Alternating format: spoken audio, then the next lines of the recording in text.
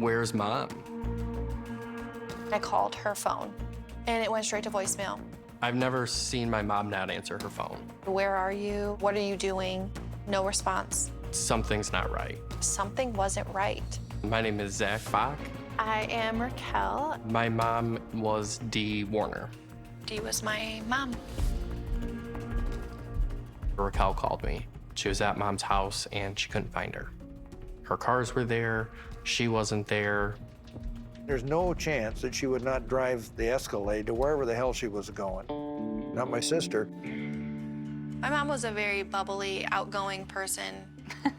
She made you laugh. There wasn't a day that I was in the office where we weren't laughing. She's a very, very good businesswoman. She's very smart. She could be very tough. You didn't want to be on her bad side. She was a good sister-in-law. She spoke the truth. You knew where you stood with her. She was always done up. Her nails were done, her hair was done, her eyelashes were done, always ready to go and beautiful. We reported her missing at night, Sunday night. Hello? Are you Dale? Excellent. I hear your wife is missing? Well, I don't know if she's missing or if she just left. That was not unusual for your mom to pack her bags and disappear for a day, right? Right. This isn't the first time she's done this, guys. Why is this so different? Because nobody knew where she was at. I don't know. Okay. Until another day goes by, I'm concerned, but I'm not, alarmed yet. I began searching and searching. We were running around. Looking at all the credit cards to see if there was a charge on it. Dee Warner hasn't been seen since late April. She had an altercation with one of our employees, two of them. She was really upset. She's just a mess that day, a complete mess. Hyperventilating and throwing up and crying. The FBI searched Warner's Franklin Township property. We've looked everywhere. 500, 600, 700 acres. We all went on foot. The first year was a struggle. Authorities say they are constantly following up on tips. It's been more than 2 years since Dee Warner's disappearance. There's not a day since she left that I don't wonder what happened to her. When you're driving through here, are you still wondering where Dee is? Yeah, it sort of haunts you. She was reported missing more than 3 years ago. She never would have left like this, never. Never. Never. When do you miss your mother the most? When life gets hard. Do you think Dee Warner was murdered? Yes. Wholeheartedly. Absolutely. We had been struggling because everybody said, you don't have a body, you don't have a body. I know a no-body homicide is very hard. Maybe you'll find the body, maybe you won't. But don't sit around and wait for Santa Claus to come. You gotta solve this case.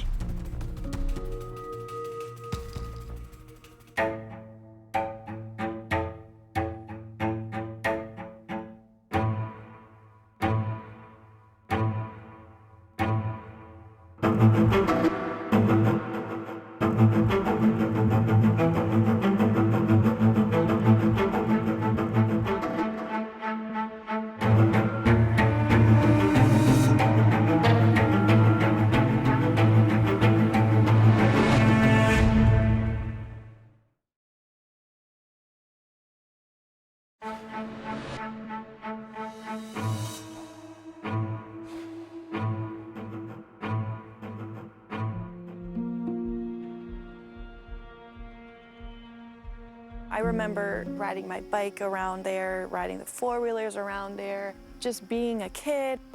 That was where I grew up, so it's home. It'll always be home to me, but it's home in a different way now. It was Sunday, April 25th, 2021, a spring morning in the farmland of Lenawee County, Michigan. Raquel Bach drove the short distance from her house to her childhood home for her weekly breakfast with her mother, Dee Warner. Sundays we would go to my mom's first thing. Raquel says that when her mom was not there and not answering calls or texts, it just didn't feel right. If my mom could glue her phone to her hand, she would. If I didn't respond to a text message in 5 minutes, I was getting another one. Hello? One of Dee's cars, a Hummer, was parked at the farm office just down the road. What about your mother's car that she drove all the time, the Cadillac? It was parked in the garage. So all your mother's cars are there, Yes.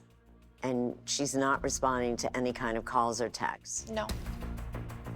The fertilizer sprayer, usually parked in a barn, was gone, and Raquel's stepfather, Dale Warner, was out on it, working. Was that normal? Yeah. It was pretty normal for him to work any day, any time of day. Raquel went down the road to Dee's brother Greg and his wife Shelley's house. She said, we can't find her. And I'm like, what do you mean you can't find her? They said, her car's here. We have called everybody. We don't know where she's at. The first thing I did was call her number. If she was somewhere, she would answer my phone call. And then I text her.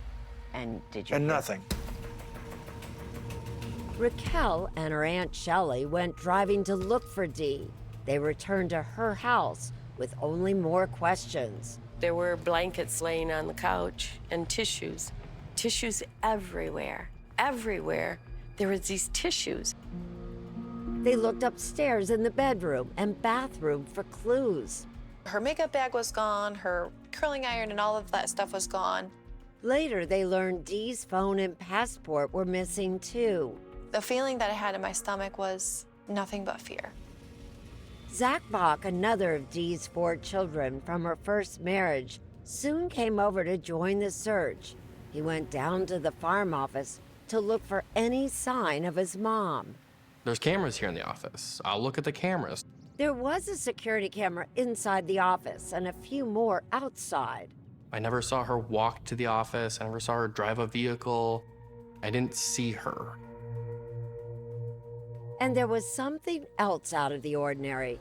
Their 9-year-old sister Lena, Dee and Dale's only child together, had stayed at her cousin's house the night before, and Dee hadn't yet called or come to get her. Lena went everywhere with my mom. They were very, very close. And would she ever leave Lena behind with Dale? Never. I called my siblings. We met up at my house, and we called the sheriff's department.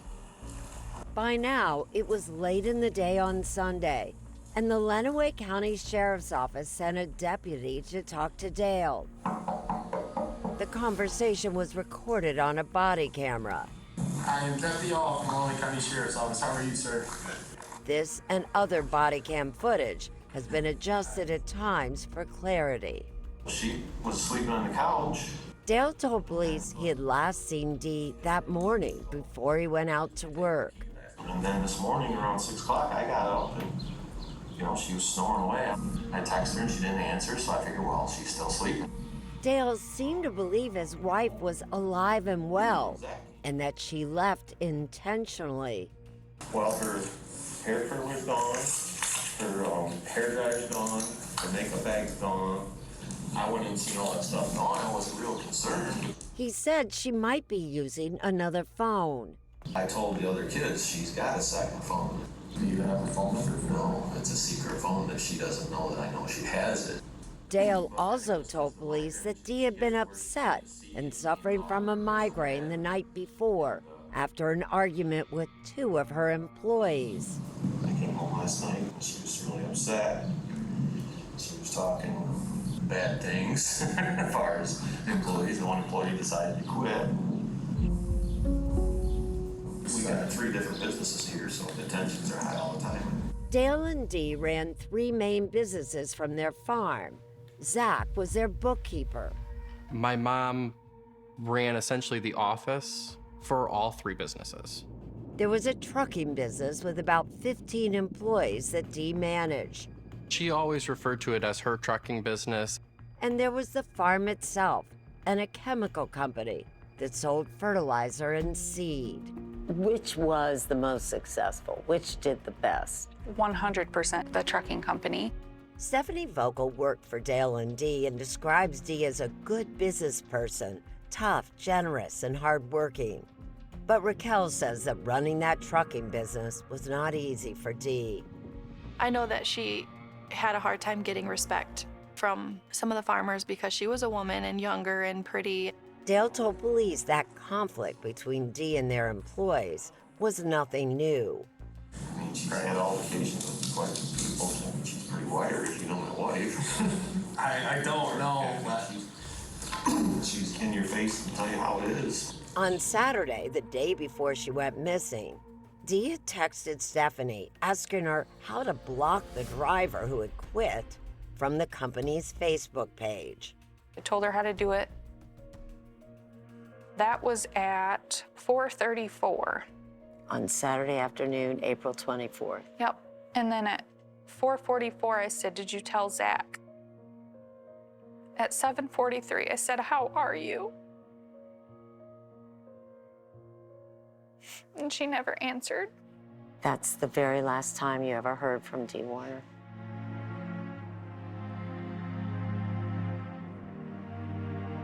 Dee's sister-in-law, Shelley, wondered if the pressures had just become too much for Dee. You're thinking at that point she might have taken her life? I did. We were worried because of everyone's report of her emotional behavior. She had been upset and had an argument on Friday and Saturday. The crescendo was building up. There might have been a breaking point.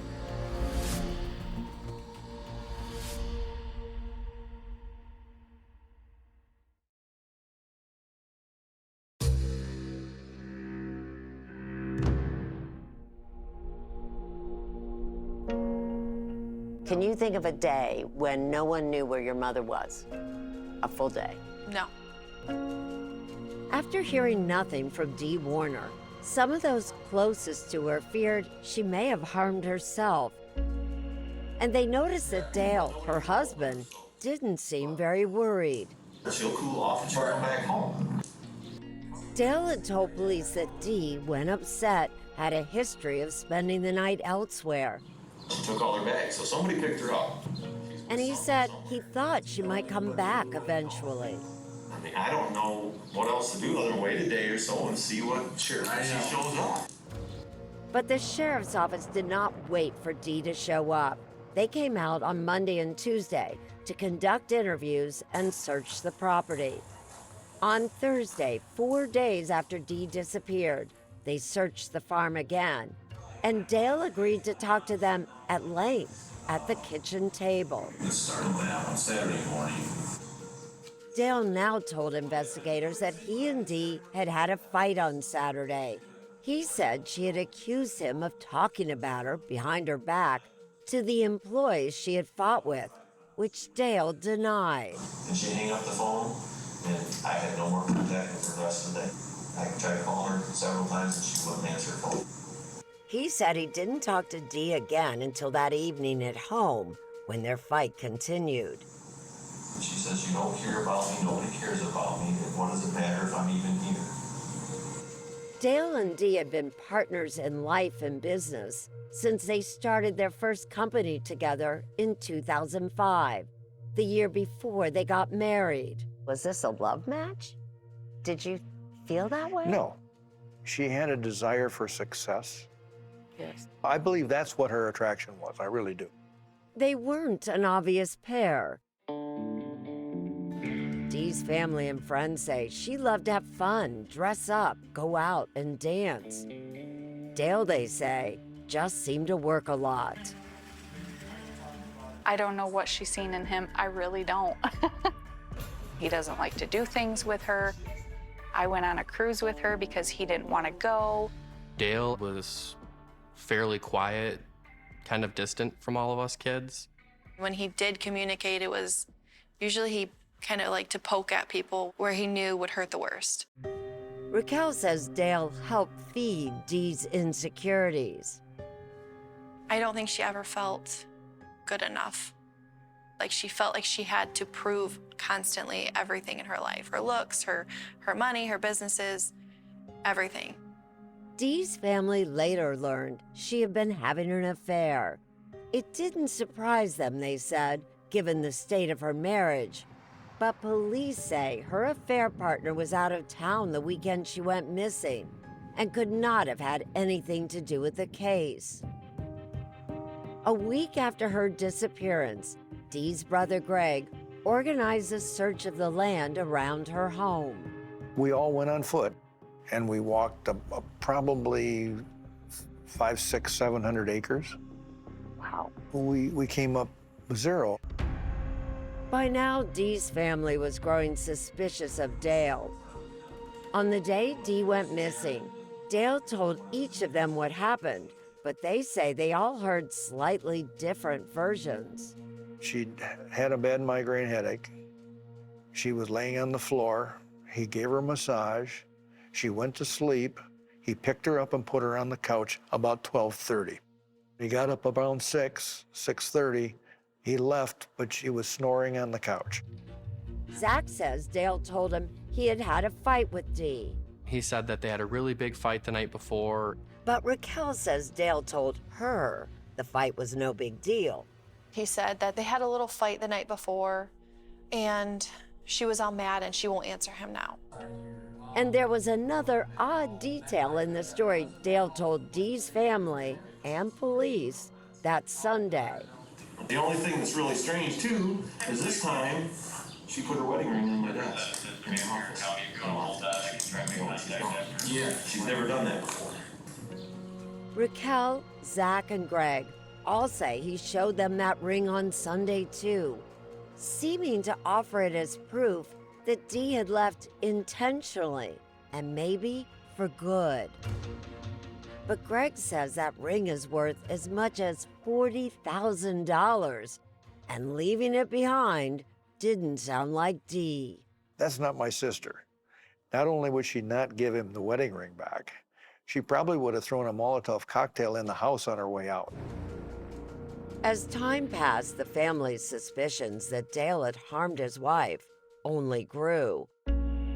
About 6 weeks after Dee went missing, Greg says he confronted Dale about how he thought the investigation was progressing. I asked him point blank, Dale, what do you think about your wife's still missing? She just disappeared on thin air? And he said to me, well, it could be a little faster, but I think they're doing a good job. And that's when I told him, I said, you know what? You're a liar. And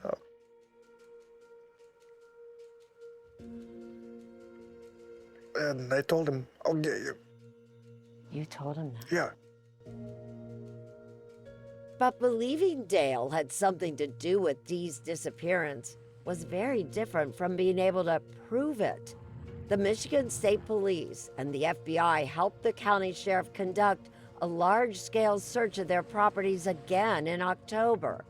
But there was still no sign of Dee, alive or dead. We had been struggling because everybody said, you don't have a body, you don't have a body. In February 2022, 10 months after Dee had gone missing, Shelley was watching an episode of 48 Hours featuring an investigator named Billy Little. You don't have a body, so what? You don't get away with murder because you're good at disposing of bodies. And so I thought, oh my gosh, I got to have Greg see this. So he watched it, and immediately when he said that, he said, get me that guy's number.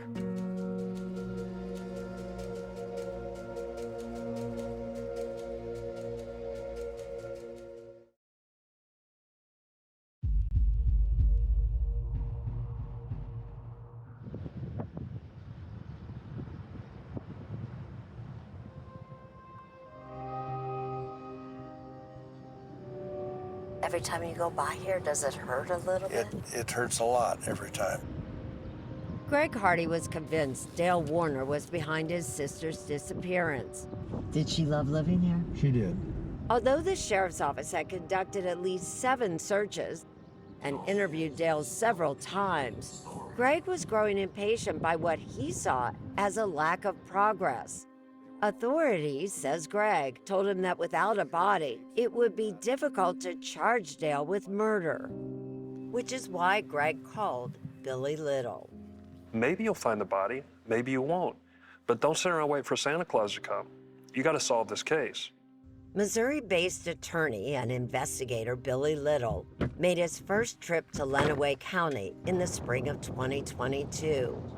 My goal is always to just discover the truth, find out what happened.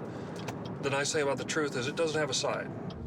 Billy Little got to work on his own investigation and learned from Dee's family that the couple argued frequently, especially about money. This was not a happy marriage, a marriage of endless love. Dee's adult children told him their mom had often talked about divorce, but that she didn't want to split custody of their little sister Lena with Dale. Still, the day before Dee disappeared, they say something had changed. Had you really seen your mother like that before? Upset, yes. But this was just very different. She was like almost calm. Dee's kids say that she had finally had enough and was going to tell Dale that night she wanted to sell the profitable trucking business and end her marriage. This was Dee's life. Why did she want to sell the business? Because it had become too difficult emotionally and personally for her. That's how bad the marriage had gotten. Greg told Billy Little that he thought Dale was moving money between the businesses after Dee disappeared. Greg had already filed a civil suit to protect Dee's interests and to get more information about what Dale was doing. Call it gut feeling if you'd like, whatever you'd call it.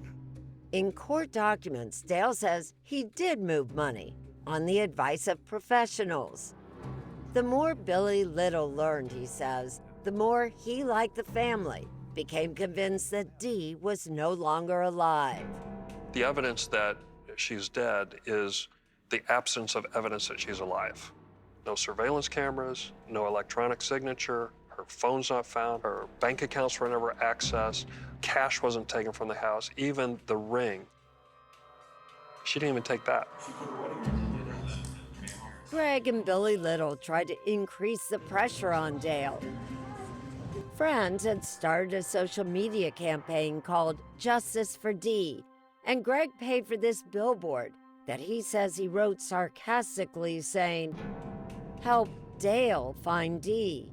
It went up at a big intersection near Dale's farm, where Greg says drivers from the trucking company would be sure to see it every day.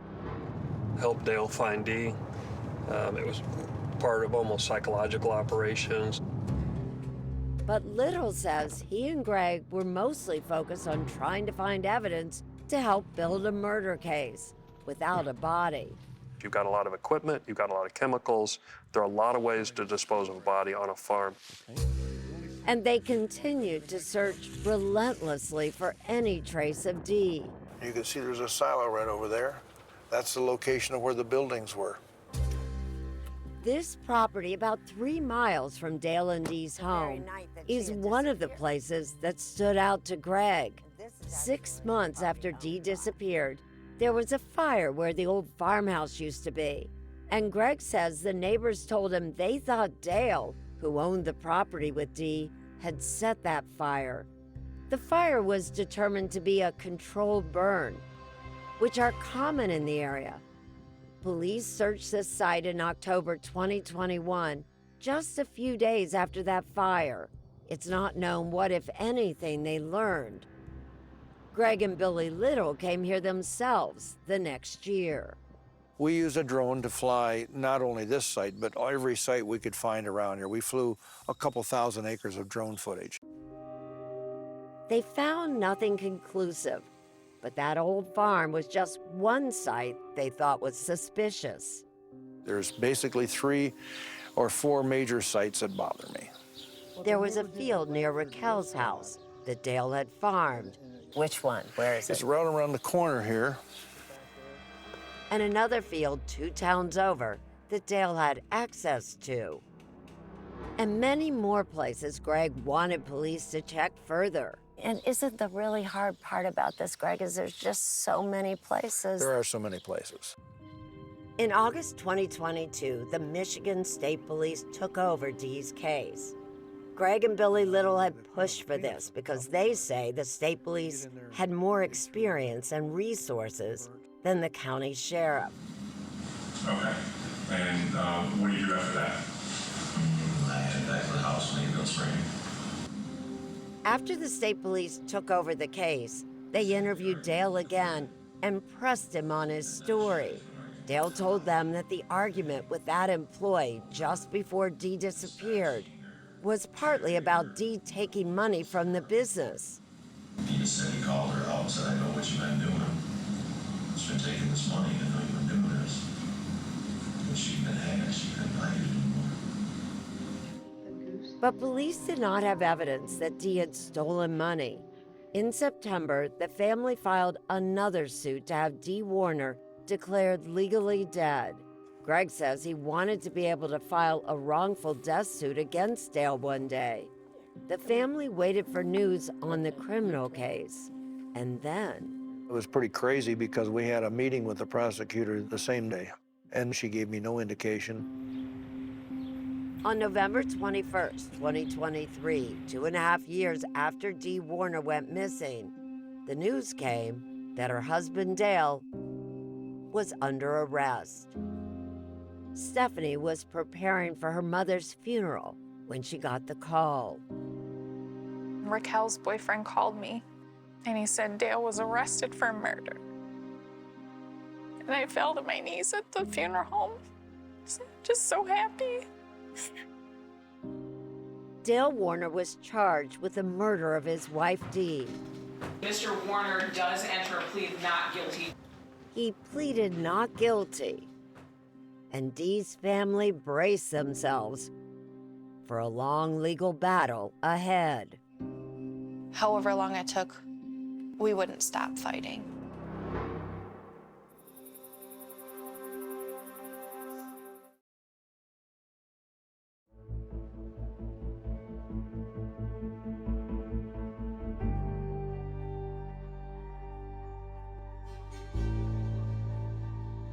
You had to testify. Were you nervous? Yeah. I mean, all you do is tell the truth. So that's what I kept telling myself.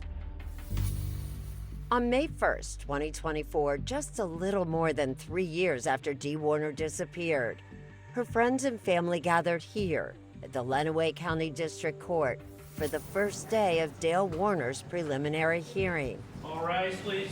It would be up to Judge Anna Freshour to decide if the case should move to trial. I was worried because there is so little physical evidence.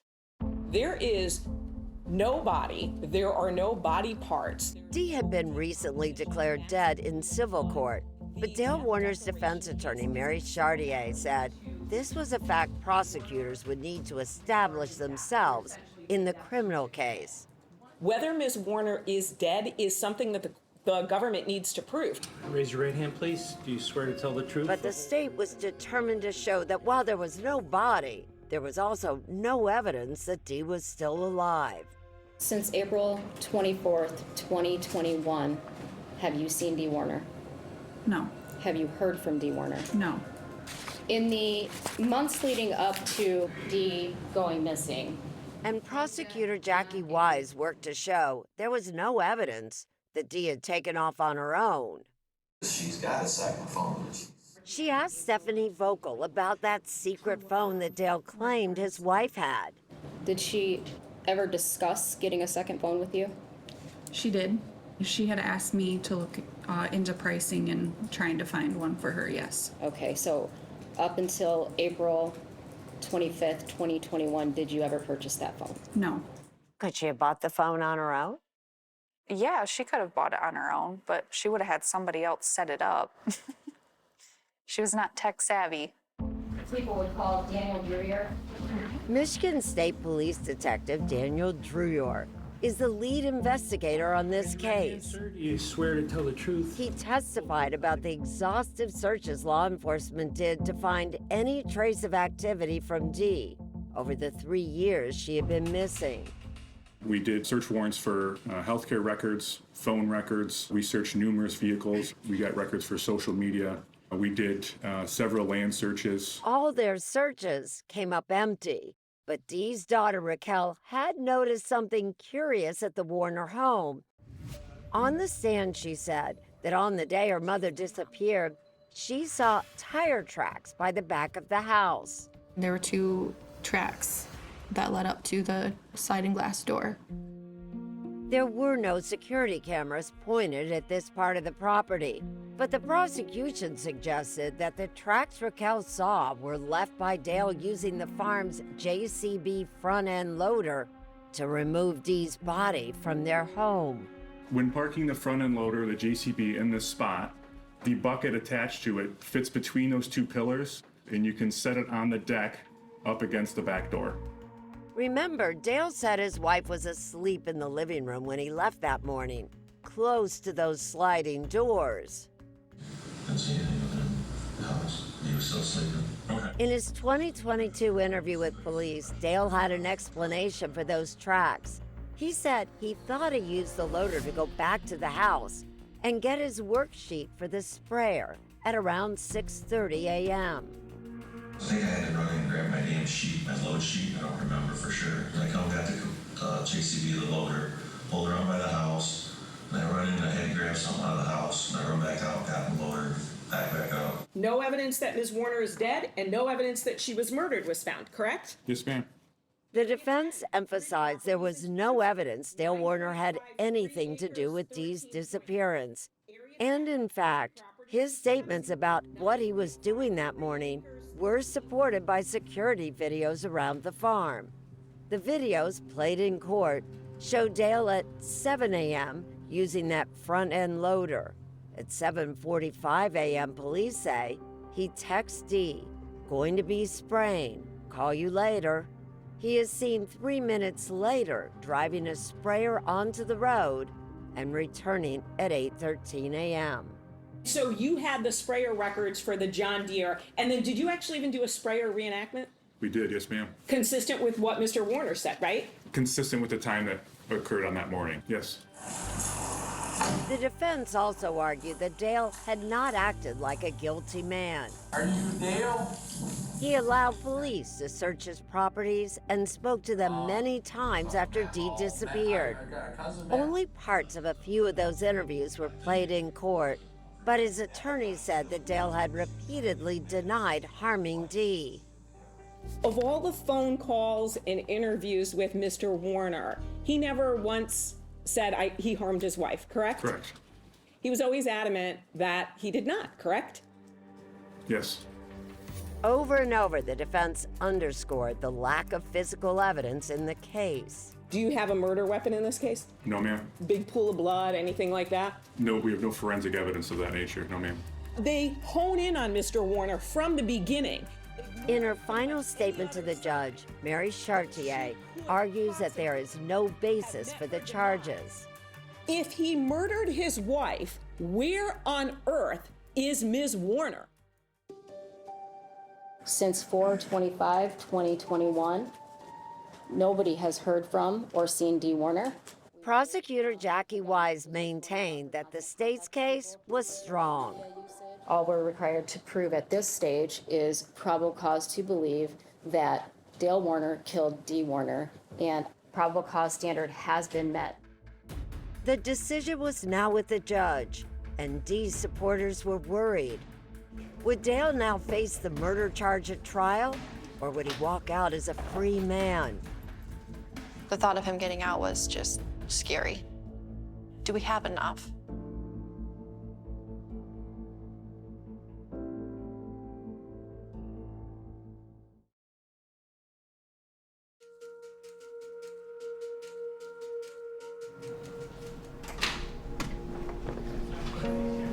All rise, please. How nervous were you before the judge issues the ruling? So it was horrible. It was so horrible. I felt like I could just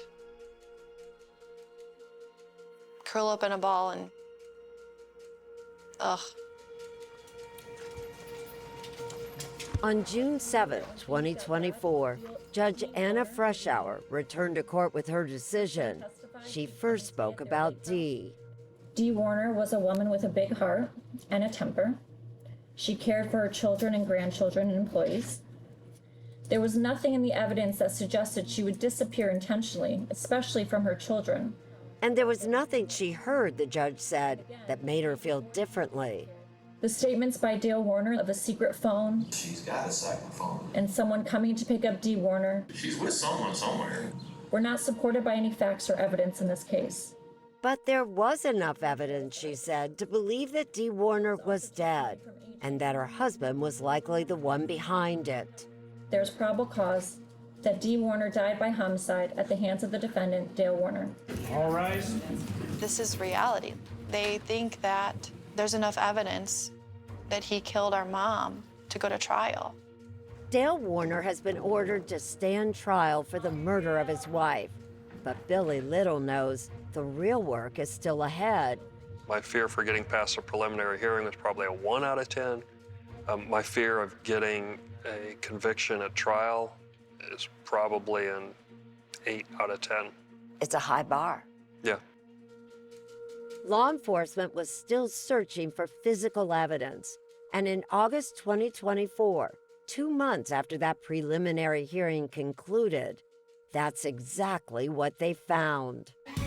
Breaking news in the case of Dee Warner. Dee's family heard about it first. I received a message that said we need to have an emergency meeting with the detectives. They met detectives at Greg and Shelley's farm. Police told them they had gone back to a property that Dale and Dee owned and taken away a large metal tank that was used to store fertilizer. According to a search warrant, that tank had a non-factory weld on the back and a sign on it that said, "Out of service, do not fill." When the tank was scanned, investigators finally found what they had been looking for. It was my mom. Well, it was a body in a tank. It took just days, authorities say, to confirm that the body inside that tank was Dee Warner. Her death was ruled a homicide. And how did she die? They're not sharing that with me. Authorities are not granting any interviews about this case before the trial. But that warrant also says that security video from the day Dee was reported missing showed Dale in one of the farm buildings searching for something near the welding equipment. For 3 years, police had been looking for Dee's body underground, and now they had come to believe that she might have been concealed above ground. The tank was in this agricultural storage building right behind me. And was the cylinder right in here? Yeah, it was parked here.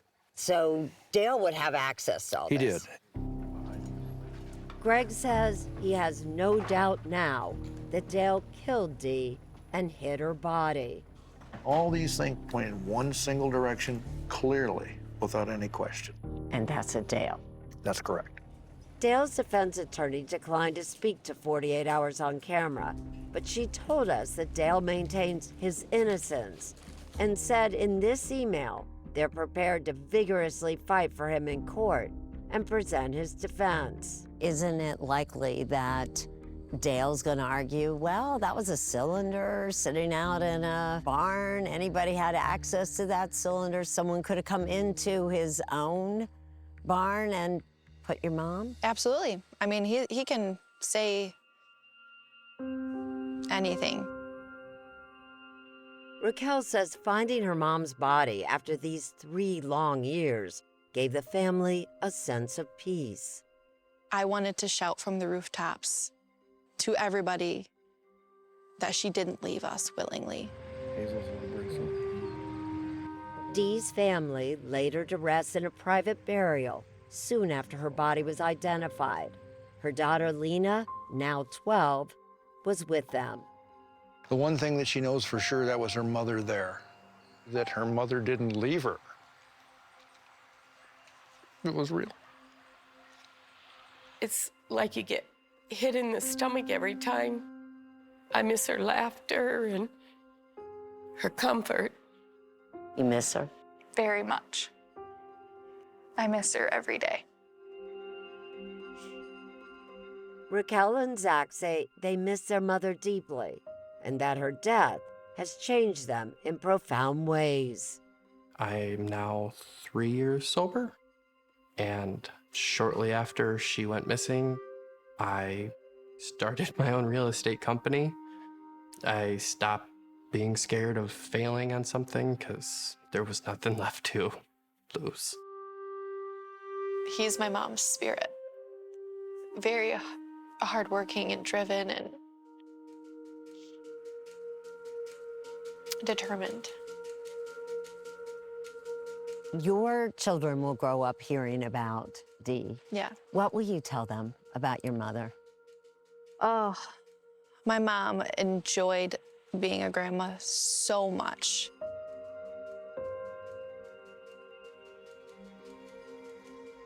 They will always remember how she would have been there. My mom would have been there for everything.